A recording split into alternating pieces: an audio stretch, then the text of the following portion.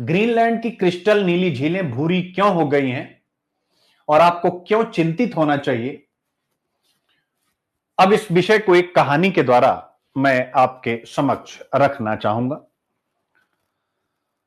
आकाश की नदियां नई बारिश की वजह अब आइए जरा समझते हैं।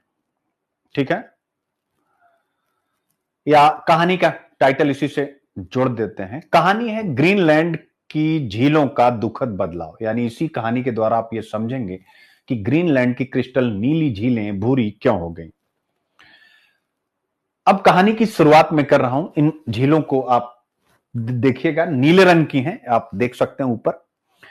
एक शांत नीली झील। किसी समय ग्रीनलैंड की झीलें एक सुंदर नीले दर्पण की तरह होती थी, यानी ऐसा जैसे नीला शीशा। आसपास के लोग इन्हें नीला खजाना कहते थे। ये झीलें न केवल उनकी प्यास बुझाती थीं, बल्कि पर्यावरण के लिए भी बहुत महत्वपूर्ण थी। ये झीलें कार्बन डाइऑक्साइड को पकड़कर, यानी जो भी एटमॉस्फेयर में है, वातावरण को संतुलित रखती थी और झील के भीतर छोटे छोटे फाइटोप्लैंक्टन खुशहाल जीवन जी रहे थे। फिर एक दिन, यानी अब यहां से ट्विस्ट स्टार्ट होता है। फिर एक दिन झीलों पर बादलों का एक नया और अजीब किस्म का हमला हुआ। ग्रीनलैंड की भूमि पर हर साल गिरने वाली ठंडी बर्फ की जगह अब ग्लोबल वार्मिंग के कारण गर्म बारिश होने लगी। अब ठंडी की जगह गर्म पानी आ गया तो क्या होगा। यह बदलाव 2022 में आया, जब तापमान इतना बढ़ गया कि बर्फ पिघलने लगी। यह जो जमी हुई झील है और परमाफ्रॉस्ट नाम की जो जमी हुई जमीन होती है वो टूटने लगी। परमाफ्रॉस्ट यानी एक ऐसा ताला था जिसमें लाखों सालों से जैविक कार्बन और अन्य खनिज बंद थे। जैसे ही यह ताला, यानी जैसे आपके घर का ताला होता है, जैसे ही यह ताला टूटा, उसके अंदर छिपा कार्बन, आयरन, मैग्नीशियम और अन्य तत्व बाहर निकलने लगे। झीलों ने यह सब अपनी बाहों में समेट लिया, पर यह उनके लिए जहर जैसा साबित हुआ। यानी परमाफ्रॉस्ट जमी हुई बर्फ जब पिघली तो उसमें जो भी कुछ था अपशिष्ट, वो सब इन झीलों में आ गया। आई होप यहां से समझ गए। ठीक है, एक रीजन आपके सामने आ गया, परमाफ्रॉस्ट का पिघलना। अब इसके बाद आता है अगला रीजन। कहानी आगे बढ़ती है कि अब कुछ और बारिश होने लगी। यानी ये बारिश क्यों हो रही थी, नई बारिश का कारण क्या था।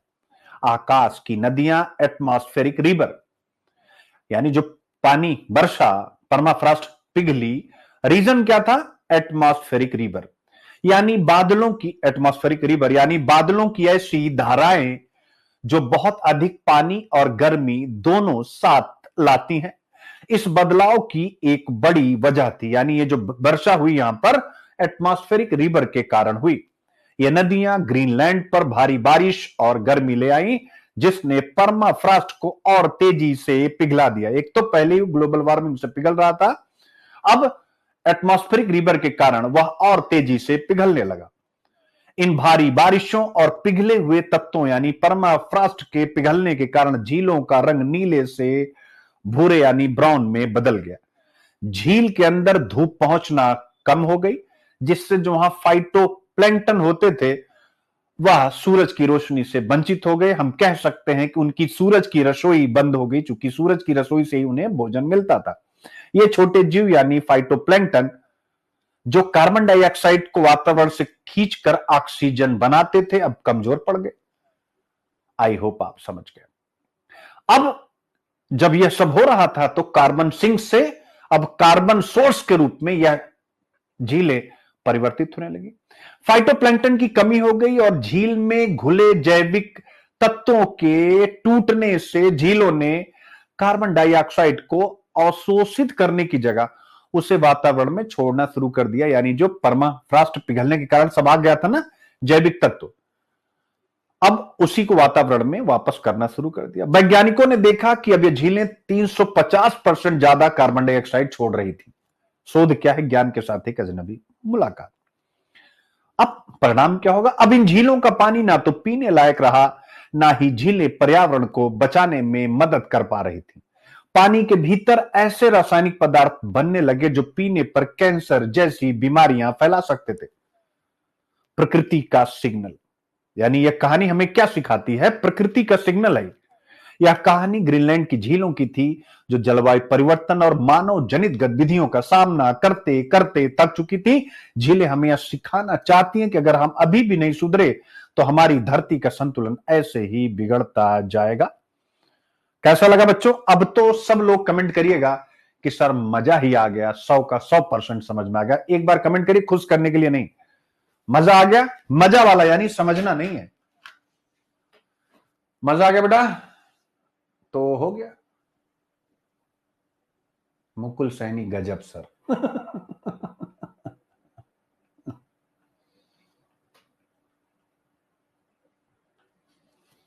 अब भाई देख सकते हैं प्रीलिम्स का क्वेश्चन भी आएगा।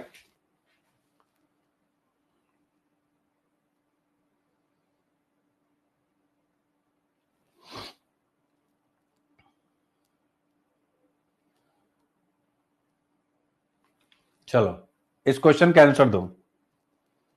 समझ गए हो तो इस क्वेश्चन का आंसर दो।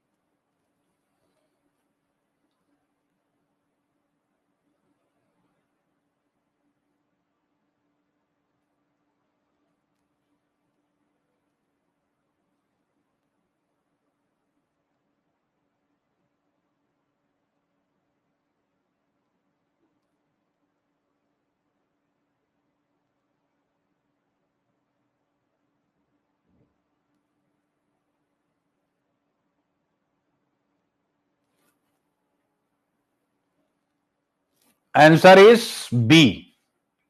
तो ऐसे ही सारे क्वेश्चन हैं। और मेरे प्यारे बच्चों, आपको मजा आ गया होगा। ग्रीनलैंड की क्रिस्टल नीली झीलें भूरी क्यों हो गई हैं और आपको क्यों चिंतित होना चाहिए, इस पर एक कहिए तो भावनात्मक कविता भी कह दूं, शायद आप लोगों को और मजा आए, क्योंकि एनवायरमेंट के हिस्से में आप ऐसी कविताओं का जिक्र कर सकते हैं। एनवायरमेंट की कविताओं में आप इसका जिक्र कर सकते हैं। और कविता का टाइटल है, बड़ा इमोशनल होकर के सुनिएगा, नीली झील का दर्द। क्या है? नीली झील का दर्द। नीले दर्पण से भरी थी वो, नीले दर्पण से भरी थी वो, हर लहर में सपने भरे थे जो। नीले दर्पण से भरी थी वो, हर लहर में सपने भरी थी जो। चांद की चांदनी संग मुस्काती थी, ग्रीनलैंड की झीलें गीत गाती थी। फिर आया वो अजनबी तूफान, गर्मी की बारिश पिघलती जान। परमाफ्रॉस्ट के टूटे ताले, धरती ने खोले अपने छाले। आकाश की नदियों ने दिया संदेश, अब कोई सुरक्षित नहीं यह अंतिम संदेश। जैविक कार्बन का जहर बहा, झील का नीला रंग चुरा, झील का नीला रंग चुरा। जहां सूरज का उजाला था वहां अंधेरे का निवाला था।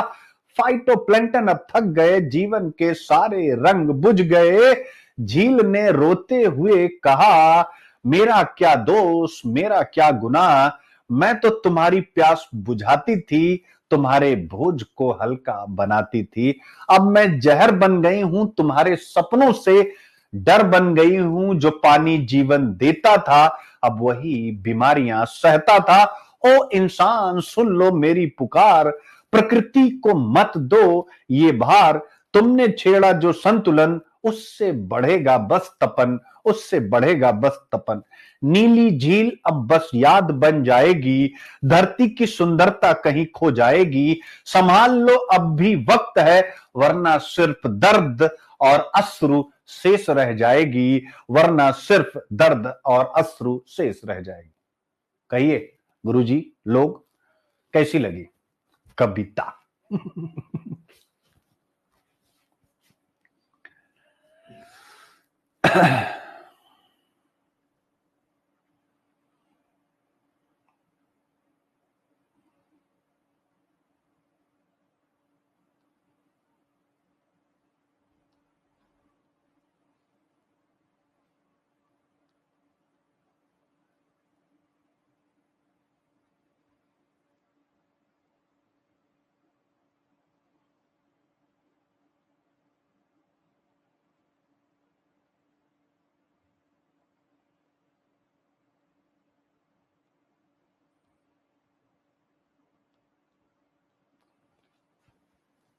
ठीक है, चलिए, तो अब हम लोग पहुंचते हैं यानी आज के अंतिम टॉपिक की तरफ। देखो यूपी, मैं बस इसीलिए बेटा ना अब ये चाहता हूं ना कि मेरे पास, और जैसे मेरा यह है कि प्रियंका कह रही कि सर आपको ये कविता लोकल लेवल पर सुनाना चाहिए और इंटरनेशनल लेवल। आपकी बात सही है बेटा, लेकिन जानते हो हर एक व्यक्ति को केवल लोकप्रियता पर ध्यान केंद्रित नहीं करना चाहिए, ये मेरा अपना मानना है। क्योंकि जो खोखली पॉपुलैरिटी होती है वो सतही होती है। अभी मैं किस चीज के लिए जाना जाता हूं, आप सभी से पूछना चाहता हूं। यूपीएससी के लिए, आईएएस। कितने रिजल्ट हैं मेरे? जिस दिन हर बैच में मेरे 10-20 10-20 30 रिजल्ट निकलने लग जाएंगे, तब मैं ये कविताएं कह पाने में ज्यादा सुकून महसूस करूंगा। अभी मेरा पहला और प्राथमिक कर्तव्य रिजल्ट है, सिंपल सी बात। अब हम आगे बढ़ते हैं। तो आपकी बात बिल्कुल प्रियंका सही है कि मुझे, क्योंकि आता है ये सारी चीजें, तो करना चाहिए।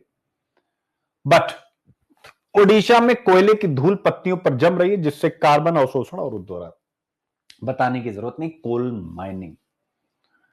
अब जो जहां पर कोल माइनिंग होती है वहां आसपास जो भी प्लांट है, तो अगर इस प्लांट पर काली धूल जमा हो जाएगी तो क्या होगा? पत्तियां प्रकाश संश्लेषण के द्वारा ही अपना पूरा कार्य करती हैं, तो प्रकाश संश्लेषण वो कर नहीं पाएंगी, तो वो डेवलप नहीं हो पाएंगे, और धीरे धीरे वहां का एरिया वनस्पतियों के मामले में बंजर होने लगेगा। और जैसे ही बंजर होने लगेगा तो उस एरिया में कार्बन अवशोषण, जहां कार्बन सबसे ज्यादा उत्सर्जित हो रहा है, वहां पर अवशोषित नहीं होगा। समझ में आ गया कि नहीं आ गया? तुरंत बताओ, समझ में आ गया कि नहीं समझ में आ गया?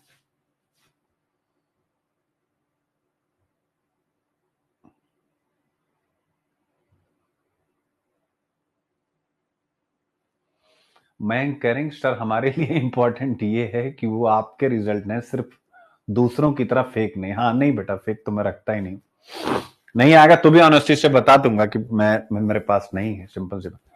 ठीक है बेटा, इसमें बस इतना ही है। वैज्ञानिकों के शोध क्या है, ज्ञान के साथ एक कुछ इसमें पढ़ाने लायक है ही नहीं। यही जो मैंने 3 शब्द बताए हैं वही आपको पढ़ने हैं बस, कि कोयला खनन होगा तो वहां से राख निकलेगी, वह कोल डस्ट जाकर के पौधों पर बैठ जाएगी, पौधे प्रकाश संश्लेषण नहीं कर पाएंगे, डेवलप नहीं कर पाएंगे, और डेवलप नहीं कर पाएंगे तो भी अवशोषित कार्बन नहीं कर पाएंगे, और अगर जो है भी उनके ऊपर राख रही तो उनकी भी कार्बन अवशोषक की जो भूमिका है वो कमजोर पड़ जाएगी। फिर इसके बाद अब प्रीलिम से आता है, यानी कुछ नहीं पढ़ना, आरटीआई वाईटीआई वन अधिकार अधिनियम एफआरए 2006 चर्चा में है। तो एफआरए पर प्रीलिम्स का क्वेश्चन बना दिया गया है, आपको बस देखना वन अधिकार अधिनियम 2006 मेरे प्यारे बच्चों, ठीक है ना।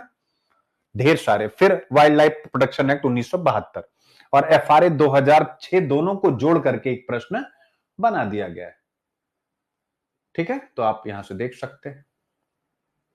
ये सब तो बेकार कई बार हो चुका, वन लाइनर न्यूज। ठीक है, तो जांच में फिंगरप्रिंट की क्या भूमिका होती है, तो फिंगरप्रिंट पर पूरा क्वेश्चन बना दिया है, फिंगरप्रिंट पर ही क्वेश्चन बना दिया गया है।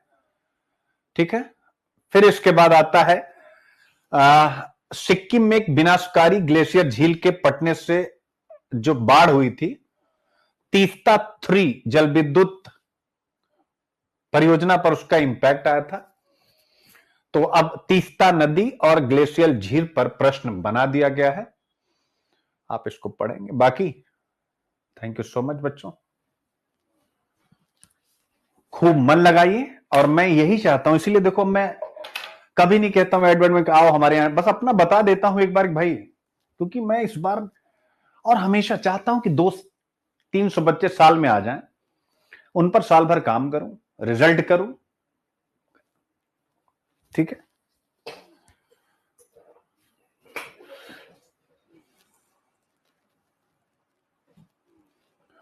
अब इसलिए नहीं देते हैं कि प्रीलिम्स के कोई की पॉइंट है ही नहीं। ठीक है, प्रीलिम्स के की पॉइंट मैंने इकोनॉमिक्स में दिए, बाकी पॉलिटी वालिटी में तो सब बता ही दिया गया। प्री टेस्ट एनालिसिस, जो प्री टेस्ट एनालिसिस वो की पॉइंट ही है, मैं इकोनॉमिक्स में दिया, चूंकि इकोनॉमिक्स क्या होता है कि जो भी रूरल एरिया के बच्चे हैं पलक के प्रश्नों का उत्तर है। अच्छा, इसमें एडिटो ना ना ना ना ना ऐसा कुछ नहीं। ठीक है, वो सब की पॉइंट है, पढ़िए। जैसे कभी कभी क्या होता है कि कंटेंट में मैं कोशिश करता हूं कि नया करूं, लेकिन कभी हो पाता है कभी नहीं हो पाता, उसकी कोई नीड नहीं। ठीक है, अगर हाँ रानी बेटा पूछिए क्वेश्चन, आपको क्वेश्चन पूछना है।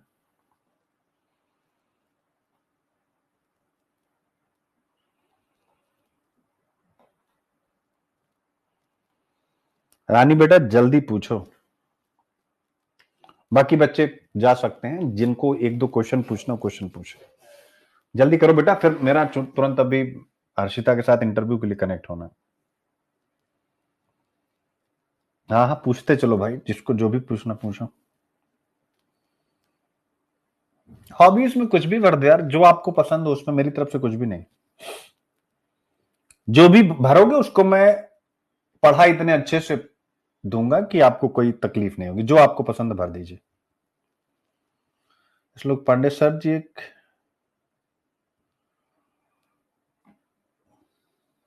अभी कोई ग्रुप नहीं है।